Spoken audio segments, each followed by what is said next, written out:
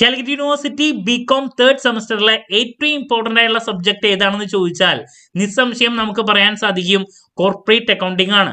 എന്തുകൊണ്ട് ഈ ഒരു സബ്ജക്റ്റിൽ ഒരുപാട് കുട്ടികൾ തോറ്റുപോകുന്നു? മെജോറിറ്റി കുട്ടികൾ ഏറ്റവും കൂടുതൽ സമയം സ്പെൻഡ് ചെയ്യുന്നത് ഈ ഒരു സബ്ജക്ട് പഠിച്ച് അവസാനിപ്പിക്കാനാണ്. എന്നിട്ടും ഒരുപാട് കുട്ടികൾ ഈ ഒരു പേപ്പറിൽ തോറ്റുപോകുന്നു, അല്ലെങ്കിൽ വേണ്ടത്ര മാർക്ക് സ്കോർ ചെയ്യാൻ സാധിക്കുന്നില്ല. ഇതിന്റെ റീസൺ എന്താണ്?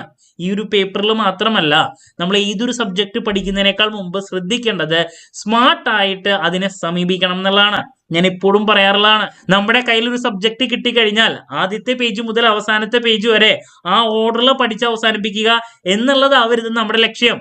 ഇതിനേക്കാൾ മുമ്പുള്ള ക്വസ്റ്റ്യൻ പേപ്പറിന്റെ അനാലിസിസിലോട്ട് പോകുന്ന സമയത്ത് ഏറ്റവും കൂടുതൽ പെർസെൻറ്റേജ് മാർക്സ് വരുന്നത് ഏതൊക്കെ ഏരിയാസിൽ നിന്നുള്ളതാണ് എന്നുള്ളത് മുൻകൂട്ടി മനസ്സിലാക്കി അതിന്റെ ബേസിൽ നമ്മൾ ടോപ്പിക്സിനെ പ്രയോറിറ്റൈസ് ചെയ്ത് പഠിച്ചാൽ മാത്രമേ കുറച്ച് സമയം കൊണ്ട് തന്നെ ഒരു സബ്ജക്ട് പഠിച്ച് നല്ല മാർക്സിലോട്ട് എത്തിച്ചേരാൻ സാധിക്കുള്ളൂ. അത് മാത്രമല്ല, നമ്മൾ ചിലപ്പോൾ ആദ്യത്തെ ചാപ്റ്ററിലോട്ടൊക്കെ പോകുന്ന സമയത്ത് വളരെ ടഫസ്റ്റ് ആയിട്ടുള്ള ഏരിയാസ് ആയിരിക്കും. സോ നമ്മൾ സ്റ്റാർട്ടിങ്ങിൽ തന്നെ അങ്ങനെ ടഫസ്റ്റ് ആയിട്ടുള്ള ഏരിയാസ് കാണുമ്പോൾ തന്നെ നമുക്ക് ഒരു മടുപ്പായിരിക്കും വരാം. ആ ഒരു സബ്ജക്റ്റിനോടുള്ള താല്പര്യം തന്നെ അതിലൂടെ കുറഞ്ഞു പോകാനുള്ള സാധ്യതയുണ്ട്. പിന്നെ നമ്മൾ ആ ബുക്ക് തൊടില്ല. നമുക്ക് ആ ഒരു ടോട്ടൽ 5 മൊഡ്യൂളില് അധികം ബുദ്ധിമുട്ടില്ലാത്തൊരു ഏരിയ, ദെൻ അത് മാത്രമല്ല ആ ഒരു ഏരിയയിൽ നിന്ന് ചോദ്യങ്ങൾ വരും ചെയ്യണം. അങ്ങനെയുള്ള ഏരിയാസ് ആദ്യം പഠിച്ച് നമുക്ക് ആ ഒരു സബ്ജക്റ്റിനോട് കുറച്ച് താല്പര്യം ഉണ്ടായി, ദെൻ അതിനുശേഷം ബാക്കിയുള്ള ടഫസ്റ്റ് ഏരിയയിലോട്ട് പോവുകയാണെങ്കിൽ നമുക്ക് പതുക്കെ ആ ഒരു സബ്ജക്റ്റിനോട് താല്പര്യം ഉണ്ടാവും ചെയ്യും. ഏറ്റവും ടഫസ്റ്റ് ആയിട്ടുള്ള ഏരിയാസ് കംഫർട്ടബിൾ ആയിട്ട് പഠിച്ച് അവസാനിപ്പിക്കാനും സാധിക്കും. അപ്പോൾ ഇങ്ങനെ ഒരു സബ്ജക്റ്റ് പഠിക്കുമ്പോൾ ഒരുപാട് കാര്യങ്ങൾ ശ്രദ്ധിച്ചു വേണം പഠിക്കാൻ. ഇതൊന്നും ചെയ്യാണ്ട് പഠിക്കുമ്പോഴാണ് പലപ്പോഴും ഈ ഒരു പേപ്പർ നല്ല ബുദ്ധിമുട്ടാണ്, എത്ര പഠിച്ചിട്ടും ഒരുപാട് സമയം സ്പെൻഡ് ചെയ്തിട്ടും മാർക്ക് എനിക്ക് കിട്ടിയില്ല എന്നുള്ള കംപ്ലൈന്റ് സ്റ്റുഡൻസിന്റെ ഭാഗത്ത് നിന്ന് വരാറ്. സോ ഈ ഒരു പ്രശ്നത്തിനുള്ള പരിഹാരമാണ് നമ്മൾ ഈ ഒരു വീഡിയോയിൽ ഇൻക്ലൂഡ് ചെയ്തിട്ടുള്ള എങ്ങനെ കോർപ്പറേറ്റ് അക്കൗണ്ടിങ് നല്ല രീതിയിൽ പഠിച്ച് അവസാനിപ്പിക്കാം, ഹൈ മാർക്കിലോട്ട് കുറച്ച് സമയം പഠിച്ച് തന്നെ നമുക്ക് എത്തിച്ചേരാൻ സാധിക്കും എന്നുള്ളതാണ് നമ്മൾ ഡിസ്കസ് ചെയ്യാൻ പോകുന്നത്. വീഡിയോയിലോട്ട് പോണേക്കാൾ മുമ്പ് പറയാനുള്ളത്, നമ്മുടെ സ്ഥാപനം ബികോം BBA സ്റ്റുഡൻസിന് എല്ലാ സെമസ്റ്ററിലെയും ക്ലാസ്സസ് നമ്മൾ എക്സാം ഓറിയന്റഡ് ആയിട്ട് പ്രൊവൈഡ് ചെയ്യുന്നുണ്ട്. സോ തേർഡ് സെമസ്റ്ററിലെ എല്ലാ സബ്ജക്ട്സും നമ്മൾ പ്രൊവൈഡ് ചെയ്യുന്നുണ്ട്. സബ്ജക്ട് വൈസ് ക്ലാസ്സസ് ആക്സസ് ചെയ്യാനും സാധിക്കും. സോ കുറച്ച് സമയം കൊണ്ട് തന്നെ പഠിച്ച് നല്ല മാർക്ക് സ്കോർ ചെയ്യാൻ താല്പര്യമുള്ള കുട്ടികൾക്ക് ഡിസ്ക്രിപ്ഷൻ ബോക്സിലുള്ള എൻ്റെ വാട്സ്ആപ്പ് നമ്പറിൽ കോൺടാക്ട് ചെയ്യാം, ക്ലാസ്സസ് ആക്സസ് ചെയ്യാം. വീഡിയോ ക്ലാസിന്റെ റെക്കോർഡ് ഉള്ളത് കൊണ്ട് തന്നെ എപ്പോൾ വേണമെങ്കിലും പഠിച്ച് ഡൗട്ട് ഉള്ളത് ചോദിക്കുകയും ചെയ്യാം കേട്ടോ. So this is Kiran CS. Once again welcome back to KCS classes.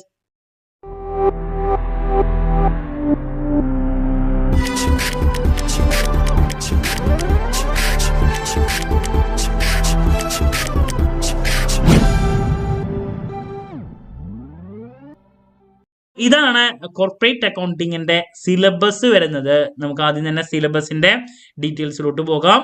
Corporate accounting അതിന്റെ മെയിൻ ഒബ്ജക്റ്റീവ്സും കാര്യങ്ങളൊക്കെ പറഞ്ഞിട്ടുണ്ട്. അപ്പൊ നമ്മൾ സെക്കൻഡ് സെമസ്റ്ററിൽ കമ്പനി അക്കൗണ്ട്സ് പഠിച്ചു. അതിന്റെ ഒരു കണ്ടിന്യൂവേഷൻ ആണ് നമുക്ക് ഇവിടെ പഠിക്കാനുള്ളത്. ഒരു 5 മൊഡ്യൂളായിട്ട് ഇതിനെ ഡിവൈഡ് ചെയ്തിട്ടുണ്ട്. നമുക്ക് നോക്കിയാൽ കാണാൻ സാധിക്കും.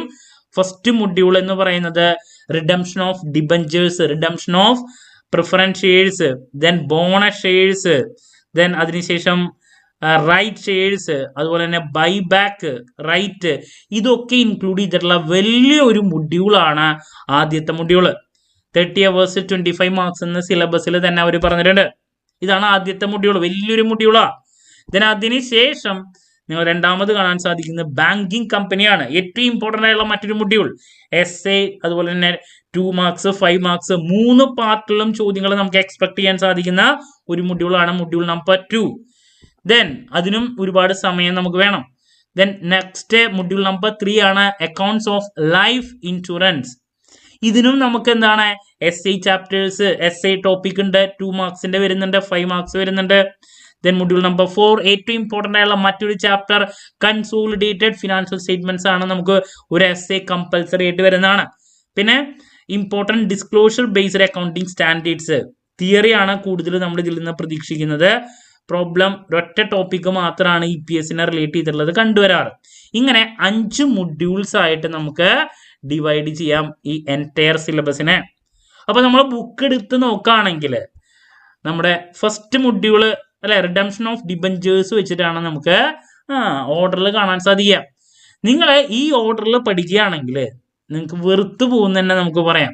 ഒരുപാട് കവർ ചെയ്യാനുണ്ട് റിഡംഷൻ ഓഫ് ഡിബഞ്ചേഴ്സിന്റെ ആ ഒരു ചാപ്റ്ററിൽ. ബട്ട് അതിൽ നിന്ന് വരുന്ന ചോദ്യങ്ങൾ കമ്പാരിറ്റീവ്ലി കുറവാണ്.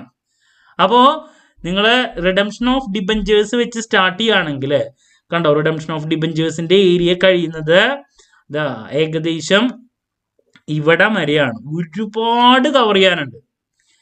കാരണം അതിന്റെ meaning, writing off discount on issue and loss on issue of debentures, അതിന്റെ മെത്തേഡ്സ് ഓഫ് റിഡംഷൻ, ഒരുപാട് മെത്തേഡ്സ് ഉണ്ട്. പിന്നെ sinking fund, purchase of own debentures, ex interest, cum interest, redemption by conversion, journal entry, അതിന്റെ എന്ന് പറഞ്ഞാൽ ഒരുപാട് cover ചെയ്യാനുള്ളതാണ് redemption of debentures. ആദ്യത്തെ ഒരു ചാപ്റ്റർ ആയിട്ട് നിങ്ങൾക്ക് കാണാൻ സാധിക്കും.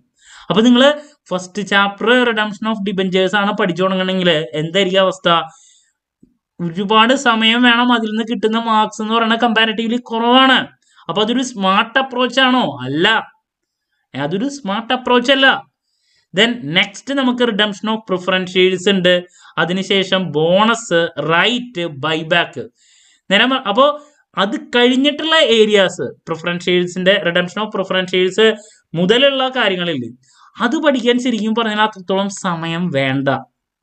ചെറിയ ടോപ്പിക്കാണ്. ആ ഉള്ള ടോപ്പിക്കിൽ നിന്ന് മുഴുവൻ മാർക്ക് വരും. അത് നല്ലൊരു പരിപാടിയല്ലേ. ടോപ്പിക്ക് കുറച്ചുള്ളൂ, ആ പഠിക്കുന്നത് മുഴുവൻ നമുക്ക് എക്സാമിന് വരാനുള്ള സാധ്യതയുണ്ട്. അപ്പൊ അതല്ല ഏറ്റവും നല്ലത്.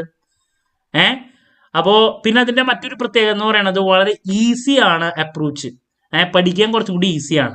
അപ്പൊ നമ്മൾ ഈ ഒരു സബ്ജക്റ്റ് പഠിച്ചു തുടങ്ങുമ്പോൾ നിങ്ങൾക്ക് ആദ്യം പഠിക്കാൻ ഏറ്റവും നല്ലത് റിഡംഷൻ ഓഫ് പ്രിഫറൻസ് ഷെയർസ് മുതലാണ്. അതിന്റെ പ്രത്യേകത എന്താ? കുറച്ച് മാത്രമേ പഠിക്കാനുള്ളൂ. ദെൻ അത് കുറച്ചും കൂടി ഈസി ടോപ്പിക്കാണ്. പഠിക്കുന്ന ടോപ്പിക്കിൽ നിന്ന് എക്സാമിന് ചോദ്യങ്ങൾ വരാനുള്ള സാധ്യതയും കൂടുതലാണ്. അപ്പോൾ കോർപ്പറേറ്റ് അക്കൗണ്ടിങ് നിങ്ങൾ പഠിച്ചു തുടങ്ങുമ്പോൾ ഏറ്റവും best redemption of preference shares മുതൽ പഠിക്കുന്നതാണ്. അല്ലാണ്ട് ഡിബഞ്ചേഴ്സ് വെച്ച് നിങ്ങൾ ഒരു കാരണവശാലും പഠിച്ചു തുടങ്ങരുത്. നിങ്ങളുടെ ഉള്ള സമയം പോവും, വെറുത്തു പോവും. അപ്പോൾ പ്രിഫറൻസ് ഷെയർസിന്റെ റിഡംഷൻ ഓഫ് പ്രിഫറൻസ് ഷെയർസ് തുടങ്ങാം. അതിന്റെ സോഴ്സസ് ഉണ്ട്, അതിന്റെ തിയറി, ക്യാപിറ്റൽ റിഡംഷൻ റിസർവ്, അതിനുള്ള ജേണൽ എൻട്രീസ് ഉണ്ട്. വളരെ ഈസിയാണ്. ശരിക്കും പറഞ്ഞാൽ എന്താണ്, ക്വിക്കായിട്ട് നമുക്ക് അവസാനിപ്പിക്കാൻ സാധിക്കുന്ന ഒരു ടോപ്പിക്കാണ് റിഡംഷൻ ഓഫ് പ്രിഫറൻസ് ഷെയർസ്. ഇനി അതിന് ശേഷം വരുന്ന ബോണസ് ഷെയർസ് ആണ്. അതും ഈസിയാണ്. ജേണൽ എൻട്രി 2-3 പ്രോബ്ലംസ് ഉണ്ട്, ഒറ്റ ക്ലാസ് കൊണ്ടൊക്കെ നമുക്ക് അവസാനിപ്പിക്കാൻ സാധിക്കുന്നതാണ് ബോണസ് ഷെയർസ്. അതിന് തിയറി ഉണ്ട്, എല്ലാ പ്രാവശ്യം തിയറിയും വരുന്നതാണ്, അതുപോലെ തന്നെ പ്രോബ്ലം വരുന്നതാണ്.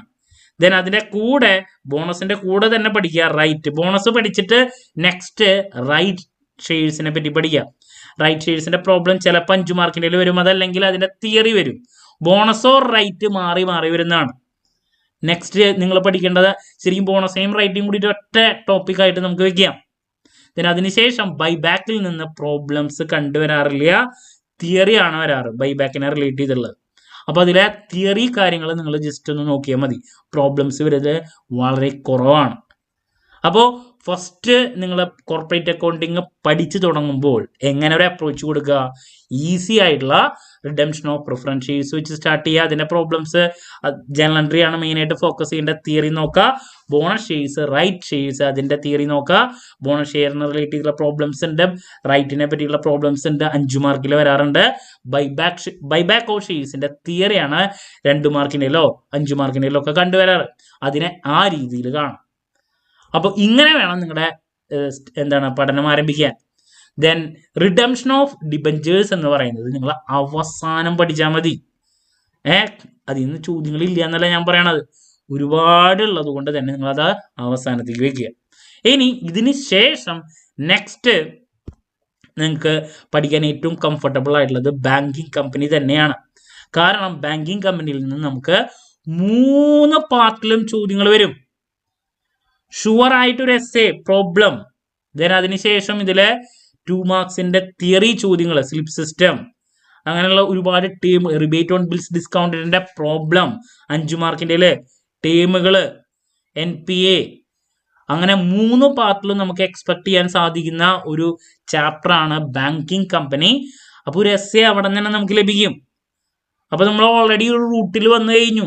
ആദ്യത്തെ ഈ പറയുന്ന ഏരിയാസ് ഒക്കെ പഠിച്ച് കോർപ്പറേറ്റ് അക്കൗണ്ടിങ്ങിന്റെ കാര്യങ്ങളിലോട്ട് എത്തി അല്ലെ. ഇനിയുള്ള ചാപ്റ്ററുകളുടെ പ്രത്യേകത എന്ന് പറയുന്നത് ബാങ്കിങ് കമ്പനിയുടെ ഫിനാൻഷ്യൽ സ്റ്റേറ്റ്മെന്റ്സിന്റെ പ്രിപ്പറേഷൻ ആണ് നമ്മളിവിടെ പഠിക്കാൻ പോകുന്നത്. അത് കഴിഞ്ഞാൽ ഇൻഷുറൻസ് ഉണ്ട്. അങ്ങനെയാണ്.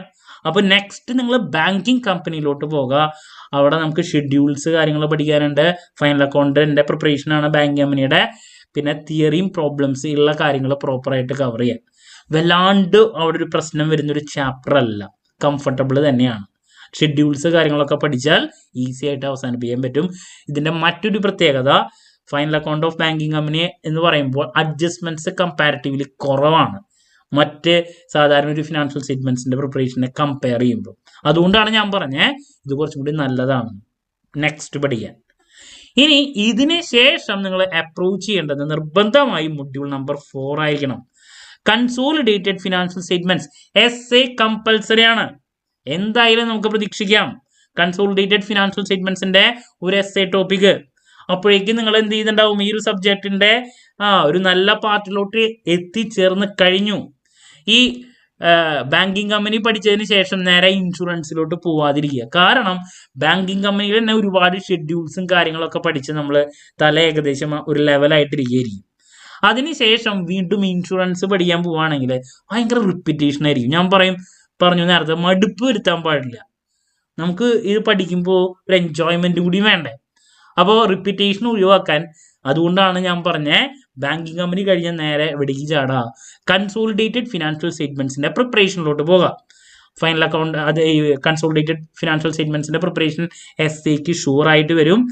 ആ ഒരു 4 സ്റ്റെപ്പുകൾ പ്രോപ്പറായിട്ട് പഠിച്ചാൽ ഏത് പ്രോബ്ലം വന്നാലും ചെയ്യാൻ പറ്റുന്നതാണ്. നമ്മുടെ ക്ലാസ്സിലൊക്കെ നമ്മൾ സൂപ്പറായിട്ട് എടുത്തിട്ടുള്ളതാണ്. റെക്കോർഡഡ് ക്ലാസ്സസ് കോർപ്പറേറ്റ് അക്കൗണ്ടിങ്ങിന്റെ ഒക്കെ ഓൾറെഡി അവൈലബിൾ ആണ്. കുറച്ച് സമയം കൊണ്ട് തന്നെ നിങ്ങൾക്ക് ഇതൊക്കെ പഠിച്ച് അവസാനിപ്പിക്കാൻ സാധിക്കും. നമ്മളിതൊക്കെ ഒരു 3 ക്ലാസ് കൊണ്ടാണ് അവസാനിപ്പിച്ചിട്ടുള്ളത് കേട്ടോ, ഈ ഒരു മൊഡ്യൂളൊക്കെ. ഓക്കെ, അപ്പോൾ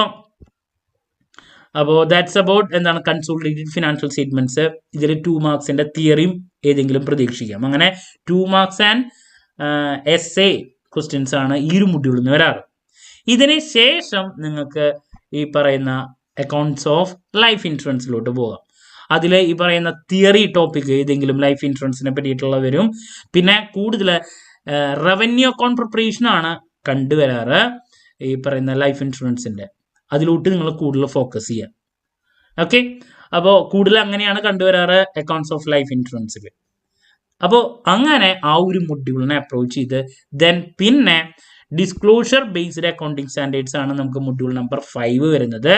അതിൽ EPSന്റെ ഏരിയ, അതിലത്തെ പ്രോബ്ലം മാത്രമേ നമ്മൾ ഇതുവരെയായിട്ട് കണ്ടുവന്നിട്ടുള്ളൂ. അപ്പൊ ആ EPSന്റെ ഏരിയ, അതിന്റെ പ്രോബ്ലംസ് നോക്കാം. പിന്നെ ഈ പറയുന്നതിനെ പറ്റിയിട്ടുള്ള തിയറി മാത്രമാണ്. ഓരോന്ന് എന്താണ് കൂടുതൽ കണ്ടുവരുന്നത് EPS മാത്രമാണ്. ഇപ്പോൾ സെഗ്മെന്റ് റിപ്പോർട്ടിംഗ്, ഇതിന്റെ തിയറി, ഇവന്റ് ആഫ്റ്റർ റിപ്പോർട്ടിംഗ്, ഇതിന്റെ ഒക്കെ തിയറി മാത്രമാണ് ചോദിക്കാറുള്ളൂ 288-യിലൊക്കെ. അപ്പോൾ ഇതൊക്കെ ആ രീതിയിൽ കാണാം. അപ്പോൾ ഈ ഒരു മൊഡ്യൂൾ പഠിക്കാനൊന്നും അധികം സമയം വേണ്ട. കുറച്ച് സമയം കൊണ്ട് തന്നെ ഇതൊക്കെ അവസാനിപ്പിക്കാൻ പറ്റും. ഈ ടോപ്പിക്കിലോട്ട് കൂടുതൽ കവർ ചെയ്യുക, ബാക്കിയുള്ളതൊക്കെ എന്താണെന്ന് മാത്രം പഠിക്കുക. ഈ പറയുന്ന ഏരിയാസ് ഒക്കെ പഠിച്ചതിന് ശേഷം ലാസ്റ്റ് നിങ്ങൾ വിളിക്ക് പോയാൽ മതി, റിഡംഷൻ ഓഫ് ഡിബഞ്ചേഴ്സിലോട്ട് പോയാൽ മതി. മനസ്സിലാവണ്ടോ? ഇതിൽ നിന്ന് ചോദ്യം ഇല്ല എന്നല്ല ഞാൻ പറഞ്ഞു, നമുക്ക് ചോദ്യങ്ങൾ വരും. 2 മാർക്സിന്റെ തിയറി വരും, 5 മാർക്സിന്റെ വരും. ദെൻ ഈ പറയുന്ന റിഡംഷൻ ഓഫ് ഡിബഞ്ചേഴ്സിലെ സിങ്കിങ് ഫണ്ടിന്റെ ഒക്കെ തിയറീസ് വരാറുണ്ട്. ഓക്കെ, ബട്ട് ആദ്യം അതെടുത്ത് പഠിക്കുകയാണെങ്കിൽ ഞാൻ നേരത്തെ പറഞ്ഞ പോലെ നമ്മൾ വെറുത്തു പോകുന്നുള്ളത്. അപ്പൊ പിന്നെ നമുക്ക് ഈ ഒരു സബ്ജക്റ്റിനോടുള്ള താല്പര്യം കുറയണം. ഒരുപാട് സമയം, നേരത്തെ പറഞ്ഞില്ലേ, ഒരുപാട് സമയം മെനക്കെട്ടിരുന്നു, മാർക്ക് കിട്ടുന്നില്ല. എന്തുകൊണ്ട്? നമ്മൾ പഠിക്കുമ്പോൾ നമുക്ക് താല്പര്യം ഉണ്ടാവണം. പഠിക്കുന്ന ടോപ്പിക്കുകൾ എക്സാമിന് വരും വേണം അല്ലേ? ഇടുന്ന എഫേർട്ടിന് തിരിച്ച് പ്രോപ്പറായുള്ള റിട്ടേൺ വേണ്ടേ? അപ്പോൾ അങ്ങനെ ലഭിക്കുന്ന ഒരു ഓർഡറിൽ നമ്മൾ പഠിച്ചിരിക്കണം. അങ്ങനെ ചെയ്യാണ്ടാവുമ്പോഴാണ് കുട്ടികൾക്ക് മാർക്ക് കുറയുന്നത്. അപ്പോൾ ഈ ഒരു അപ്രോച്ച് ഇങ്ങനെ പ്രയോറിറ്റൈസ് ചെയ്ത്, ഇങ്ങനെ ഫോക്കസ് ചെയ്ത് പഠിച്ചാൽ നിങ്ങൾക്ക് പാസ്സാവാൻ സാധിക്കും. ഇനി നമ്മൾ ഇതിൻ്റെ ഇമ്പോർട്ടൻറ്റ് ക്വസ്റ്റ്യൻസ് ഒക്കെ ചെയ്യുമ്പോൾ ഏതൊക്കെ ക്വസ്റ്റ്യൻസ് ആണ് കൂടുതൽ വരാന്നുള്ളത് നമ്മൾ ആസ് യൂഷ്വൽ ചെയ്യുന്നതാണ്. എക്സാമിനേഷൻ ടിപ്സിൽ റിപ്പീറ്റ് ക്വസ്റ്റ്യൻസിൻ്റെ ഒക്കെ വീഡിയോസ് ഞാൻ ചെയ്യുന്നതായിരിക്കും കുറച്ച് കഴിഞ്ഞിട്ട്. ഓക്കെ, സോ ഈ രീതിയിൽ വേണം നിങ്ങൾ കോർപ്പറേറ്റ് അക്കൗണ്ടിങ്ങിനെ സമീപിക്കാൻ. ദെൻ ഇതിൻ്റെ കൂടെ എനിക്ക് എപ്പോഴും കൂട്ടിച്ചേർക്കാനുള്ള ഒരു കാര്യം, പ്രോബ്ലം പേപ്പർ പഠിക്കുമ്പോൾ നിങ്ങൾക്ക് ഏതൊരു മനുഷ്യൻ്റെയും പ്രത്യേകത എന്താ, നമ്മൾ മറന്നുപോകും, പഠിച്ചത് മറന്നുപോകും. അപ്പോൾ ഇത് ഓർത്തു വെക്കണമെങ്കിൽ റിവിഷനാണ് നമുക്ക് ഏറ്റവും കൂടുതൽ വേണ്ടത്. റിവിഷനിലൂടെയാണ് നമുക്ക് എന്ത് ചെയ്യാൻ സാധിക്കുക, എന്ത് കാര്യങ്ങളും തലയിൽ കൂടുതൽ നിർത്താൻ പറ്റാം. അപ്പോൾ ഞാൻ കുട്ടികൾക്ക് പ്രോബ്ലം പേപ്പർ പഠിക്കാൻ കൊടുക്കുന്ന ഒരു സജഷൻ ഉണ്ട്. എങ്ങനെ കുറച്ച് സമയം കൊണ്ട് തന്നെ നമുക്കിതൊക്കെ തലയിലേക്ക് കയറ്റാൻ സാധിക്കും. അതിന് പ്രോബ്ലം പേപ്പർ പഠിക്കുമ്പോൾ ഞാൻ എപ്പോഴും പറയും, രാത്രി നിങ്ങളുടെ പഠനം ആരംഭിക്കുക. ഒരു ഈവനിങ് 7 o'clock 7:30 നമ്മുടെ പഠനം ആരംഭിക്കുക. രാത്രി 10 മണിയോ 10:30 വരെ നമുക്ക് പഠിക്കാം. ഓക്കെ, ദെൻ ഈ പഠിച്ച പ്രോബ്ലംസ് ഈ ടൈമിൻ്റെ പ്രത്യേകത എന്താ, വല്ലാണ്ടൊരു ഓളിയും ബഹളമൊന്നും ഉണ്ടാവാൻ സാധ്യത കുറവാണ്. പഠിക്കുകയാണെങ്കിൽ ഒരു ശാന്ത ടൈമല്ലേ, നമ്മൾ മൊബൈലൊക്കെ ഒന്ന് മാറ്റി വെച്ച് പ്രോപ്പറായിട്ട് പഠിക്കാനിരിക്കണം. പഠിക്കാൻ വേണ്ടിയിട്ട് മൊബൈൽ എടുക്കാം. ദെൻ അതിനുശേഷം ഈ ചെയ്ത പ്രോബ്ലംസും കാര്യങ്ങളൊക്കെ നിങ്ങൾ പിറ്റേ ദിവസം കാലത്ത് എണീറ്റ് ഒരു ഹാഫ് ആൻ അവർ, ഒരു അരമണിക്കൂർ ജസ്റ്റ് ഒന്ന് റിവൈസ് ചെയ്താൽ പിന്നെ നിങ്ങൾ മറക്കില്ല. ഒന്ന് പ്രാക്ടീസ് ചെയ്ത് നോക്കി നോക്കൂ. നമുക്ക് എപ്പോഴും എന്താ വേണ്ട, ഒരു കാര്യം പഠിച്ചത് കുറച്ച് കഴിഞ്ഞിട്ട് അത് വീണ്ടും ഓർമ്മിക്കുമ്പോൾ അതിനാണ് റിവിഷൻ എന്ന് പറയാം. അപ്പൊ പിന്നെ മറക്കാനുള്ള സാധ്യത കുറവായിരിക്കും.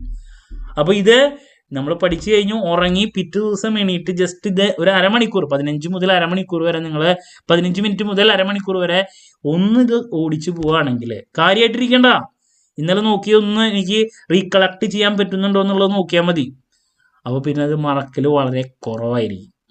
പിന്നെ അത് മാത്രമല്ല, ഞാൻ പഠിച്ച കാര്യങ്ങൾ മറക്കാതിരിക്കാൻ വേണ്ടിയിട്ട് ഞാൻ ചെയ്യുന്ന കാര്യം, നമ്മളെപ്പോഴും നടന്നു പോകുമ്പോഴും എന്തെങ്കിലുമൊക്കെ കാര്യങ്ങൾ ഇപ്പോൾ ട്രാവൽ ചെയ്യുമ്പോഴും ഒക്കെ ഇത് ജസ്റ്റ് ഒന്നും എന്ത് ചെയ്യും, പഠിച്ച ബുക്കിൻ്റെ ആ പേജും കാര്യങ്ങളും ടോപ്പിക്കും ഒന്നും എന്ത് ചെയ്യും, ഇങ്ങനെ ഓർത്ത് നടക്കാറുണ്ട്.